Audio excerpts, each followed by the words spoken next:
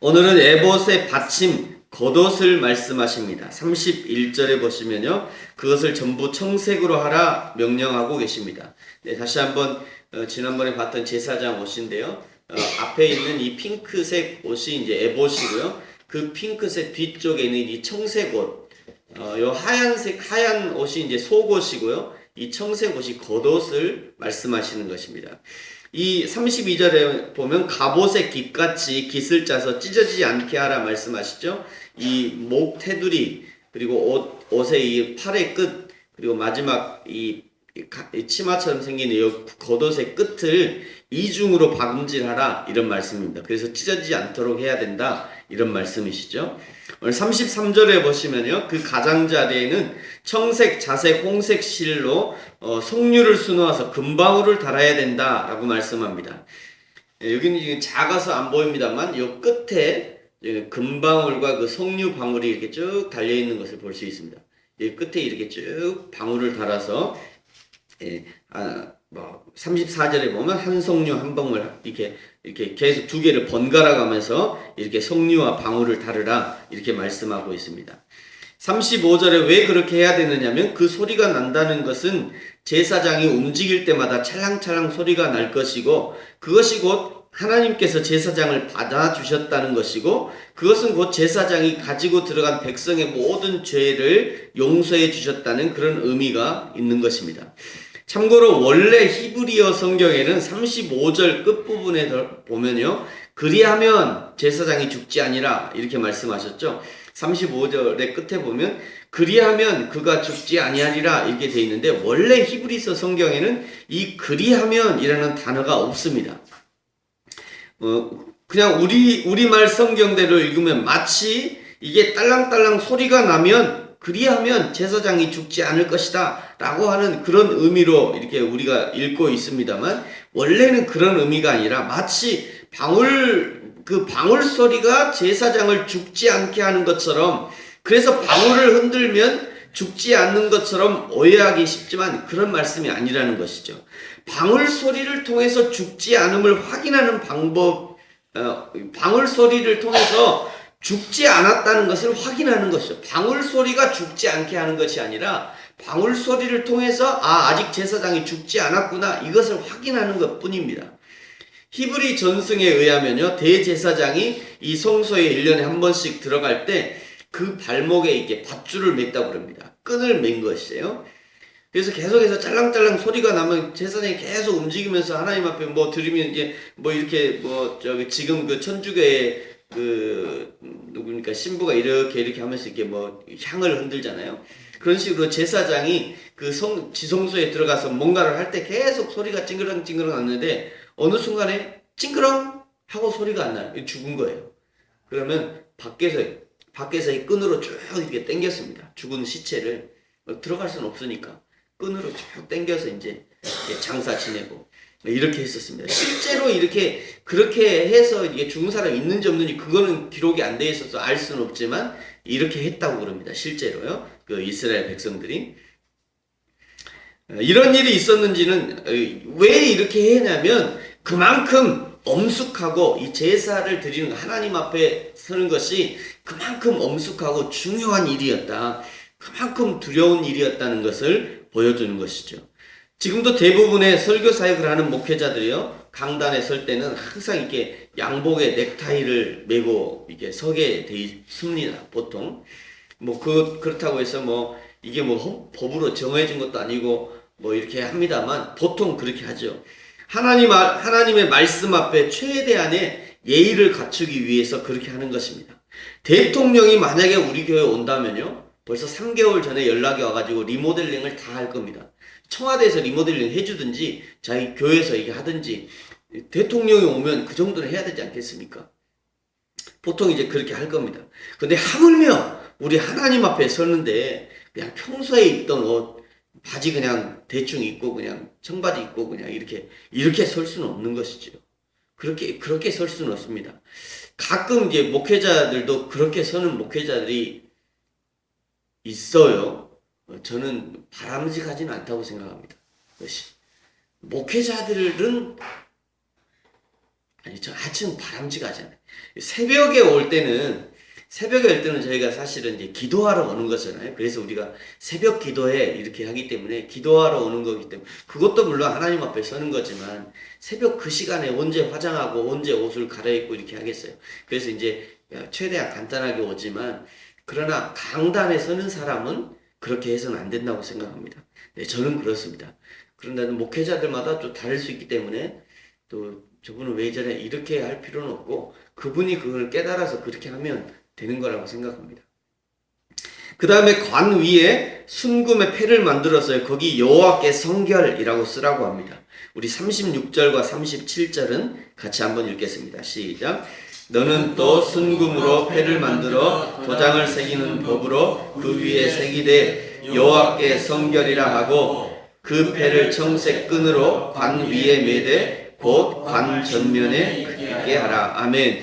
우리말로 성결이라고 번역된 이 단어는 코데시 이렇게 읽기도 하고 또 어떤 데는 카도시 이렇게 읽기도 합니다. 우리 시골 교회 형님이 저보다 한 살 많은 형님입니다만 저 우남동에 교회를 개척했는데 처음에 교회 이름을 말씀하시는데 얼른 못 알아듣겠어요. 다시 한번 여쭤봤더니 카도시 교회로 해요. 카도시 교회. 좀 어려운데 형님 왜 그렇게 해요? 좀 어려운데요 교회 이름이? 그랬더니 여기서 이게 가져오셨나 봐요. 혹시 우남동을 가시다가 카도시 교회가 보이시거든. 그냥 들어가셔서 기도해 주고 오십시오. 거기서 이제 개척교회인데요. 카도시 교회가 있습니다. 직역하면 여호와께 거룩하는 또는 여호와를 향한 거룩이라는 말씀입니다. 대제사장의 의복은 여러 가지 장식과 보석 등으로 꾸며져서요. 일반 의복과 완전히 구별되어졌는데 그 목적이 사람 앞에서 나타내기 위한 것이 아니라 하나님을 향한 것임을 일깨우기 위해서 이 같은 글을 새겨 넣는 것입니다. 또한 제사장은 여호와께 제물을 드리는 자이니 그가 그 제물의 죄를 담당해야 됨을 일깨워주기 위해서 이렇게 글을 쓰는 것입니다.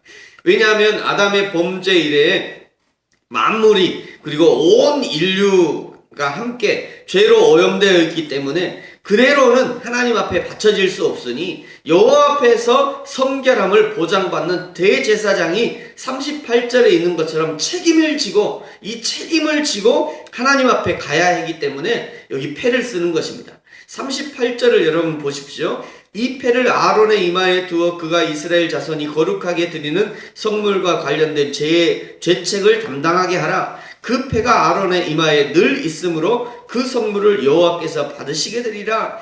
이 패가 아론의 이마에 제사장의 이마에 있어야 이 성물을 하나님께서 받으신다 말씀하시는 것입니다. 여기 대제사장은 장차 온 인류의 죄를 담당하실 예수 그리스도를 예표하는 것이죠. 이사야 53장 4절의 말씀처럼 그는 실로 우리의 모든 질고를 지고 우리의 모든 슬픔을 당해주신 것입니다. 대제사장이 자신의 생명을 걸고 지성소에 들어간 것처럼 예수님 역시 자신의 생명을 걸고 이 땅에 오셨고 우리 한 사람 한 사람의 죄를 대신해서 십자가에 달리신 것입니다. 그러므로 사랑하는 성도 여러분, 저와 여러분이 지금 사는 것은 바로 이 예수 그리스도의 생명으로 사는 것입니다. 생명값으로 사는 것이죠. 그러므로 허투루 살 수 없는 것입니다. 대충 살 수 없는 것이죠.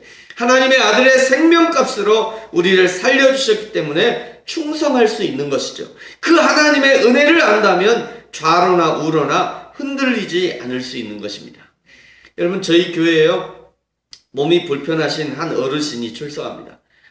항상 1등으로 오십니다. 그분이 가장 1등으로 매주 거의 어떨 때는 30분 일찍 오시는 분도 있고요. 한 20분 평균 20분 정도 일찍 오셔요.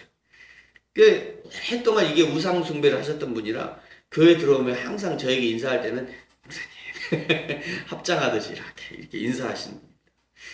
지금 3월부터 쭉 3월달부터 창세기 1장 1절부터 쭉 지금 이제 4장까지 설교해 가고 있는데요. 지난주에 지난주에 식사하면서 천지를 창조하신 하나님이 믿어지십니까? 하나님이 천지를 창조하셨고 우리 성도님을 창조하셨다는데 그것이 믿어지십니까? 이렇게 물어봤더니 어떻게 대답하냐면 성경에 나오니까 믿으려고 노력합니다. 이렇게 대답하시더라고요. 성경에 나오니까 믿으려고 노력한대요. 근데 오후에 제가 차에 모시고 어디를 좀 가면서 막 간증을 하시는 거예요. 이분이 자기 삶에 요즘 우리 교회에서 제일 전도를 많이 하시는 분, 그분이 가는 데마다 우리 교회 가자고 이렇게 전도하시는 분입니다. 대단하신 분이에요. 근데 하여튼 차를 모시고 이렇게 쭉 가는데 자기 집 주위에 어떤 아는 언니가 자기에게 자꾸 전도를 한대요. 그러면서 우리 교회 오시라고, 우리 교회에 와야 구원을 얻는다고 이렇게 얘기하신대요. 그러면 그때마다 아주 정색을 하고 이렇게 얘기를 하신대요. 제가 있는 그대로 얘기할게요. 그때마다 정색을 하면서 나한테 다시는 그런 말 하지 마시오. 그러면서 하나님은 한 분이신데 어떻게 하나님이 다르시냐고. 어떻게 하나님이 다를 리가 없지 않소. 다른 사람한테 가서 몰라도 나한테는 그런 말 하지 마시오. 하나님이 한 분이신데 어떻게 그 교회에 가야 구원받소. 하나님이 한 분이신데 그 교회 가도 구원받으면 우리 교회 가도 구원받지. 다른 사람한테 그런 말 해도 나한테는 그런 말 하지 마시오. 뒤에서 그런 말씀을 하시는데요. 뒤통수 하나 때려 맞은 것처럼 그냥 온몸에 전기가 찌릿찌릿.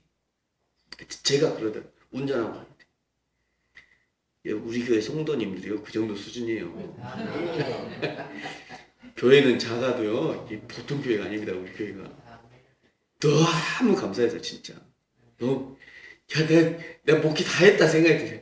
야, 그분 한 분만 있어도 내가 목회 성공했다는 생각이 들 정도로 정말 너무너무 감사하더라고요. 그분하고 100명 우리 교회 갑시다. 우리 교회 가서 구원받습니다. 그런 성도 1000명하고도 안 바꿀 것 같아요. 1000명이면 10,000명이 와도 안 바꿔요. 그런 사람들. 안 와도 돼. 안 와도 돼. 진짜. 그런 성도들이 와야죠. 성도를 만들어도 그런 성도 한 명 만드는 게 100번, 1000번 낫다고 생각해요. 100번.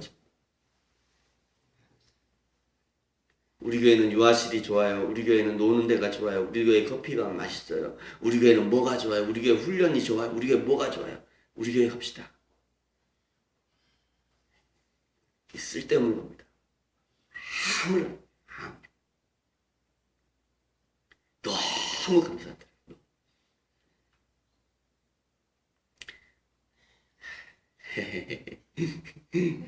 제가 너무 행복했어요. 이것이 목회인가 보구나. 이것이 목회. 그 옆에 혹시라도 요단강이 흐르면 거기 당장 내가 차를 세우고 거기서 세례를 주고 싶은 그런 생각이었어요. 그런 마음도 있더라고요. 다른 성도 여러분, 여러분이 섬기는 하나님은 과연 어떤 하나님이십니까? 만물의 창조주를 우리의 하나님으로 섬긴다면 세상 그 어떤 것도 우리 하나님을 우선할 수 없는 것이죠. 여호와께 성결을 이마에 붙인다는 것은요, 하나님께 보이도록 붙일 뿐 아니라 내가 하나님의 백성임을 세상 가운데 당당히 드러내고 살아야 한다는 것을 보여주는 것입니다.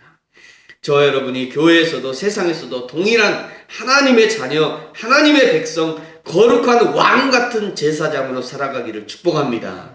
40절부터 이제 43절까지는요, 아론의 아들들에게 이 제사장의 직무를 위임할 것을 말씀합니다. 우리 40절 같이 한번 읽겠습니다. 시작. 너는 아론의 아들들을 위하여 속옷을 만들며 그들을 위하여 띠를 만들며 그들을 위하여 관을 만들어 영화롭고 아름답게 하되. 아멘. 41절에 보면요, 그 아들들에게 기름을 부어서 제사장으로 세우고 그 직분을 행하게 하라 말씀합니다. 42절 속바지를 만들어서 입히고 널쩍다리에 이르게 하고 하체를 가리라, 부끄러움을 가리라 말씀하는 것이죠. 43절에 보면요, 이렇게 해야 죽지 않을 것이다, 이것은 영원히 지킬 규례다 라고 말씀합니다. 하나님 앞에 나오는 것은요, 어린이나 기준이 다를 수가 없습니다. 어린이나 어른이나 기준이 다를 수가 없어요. 제가 일본 교회를 이제 가끔 이렇게 방문하는데 방문할 때마다 놀라는 것이 있습니다. 일본에서는요, 청소년들에게 세례는 철저하게 그들의 신앙 고백에 달려 있습니다. 우리나라는 어떻습니까? 엄마 아버지가 야 너 세례 이번에 세례 받아 그냥 억지로 받게요. 목회자들도 야 너 누구 이번에 중학교 2학년 됐으니까 이제 니네 받아야 되니까 이리 와. 그러면 그냥 싫어갖고 이제 세례 받기 싫어갖고 막 공부하라고 그냥 싫어갖고. 일본에 가면요 너무 놀라운데요. 일본의 부모들은 절대 강요 안 합니다. 그 부모들에게, 그 자녀들에게. 세례 받으라고 강요 안 해요. 목회자들도 절대 강요를 안 해요. 근데 이제 가면 우리 기도해 주세요 이러면서 이번에 우리 아이들이 12살이 됐는데 자기가 신앙 고백을 할 수 있도록 기도를 요청해요. 신앙 고백을 할 수 있도록. 그리고 엄마 아빠는 그냥 기도로 지원만 하는 거예요. 엄마 아빠가 세례 받으라고 해서 세례 받은 애는 일본에 한 명도 없습니다. 놀라운 것이에요. 비록 일본이 0.1%거든요. 기독교 신앙이 0.1%. 0.1%인데요. 얼마나 사회에 선한 영향력을 미치는지 모릅니다. 대한민국은요. 10% 15%를 자랑해도 도대체 영향력을 미치지 못해요. 목회자들부터 목회자. 창피한 일이죠. 부끄러운 일입니다. 우리가 하나님 앞에 선다는 것은요. 어른이나 아이들이나 다를 수 없습니다. 기준이 똑같아야 돼요. 다를 수 없어요. 우리가 하나님 앞에 자기의 신앙 고백으로 서야죠. 우리의 자녀들도 마찬가지예요.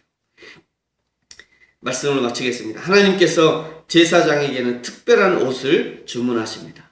이마에도 여호와께 성결의 패를 붙이라고 말씀합니다. 그 자녀들 역시 하나님을 섬기는 기준이 다를 리 없습니다. 저와 여러분 그리고 우리의 가정과 공동체가 여호와 하나님 앞에서 왕같은 제사장의 직분을 잘 감당하게 되기를 예수님의 이름으로 축복합니다. 같이 한번 기도하겠습니다.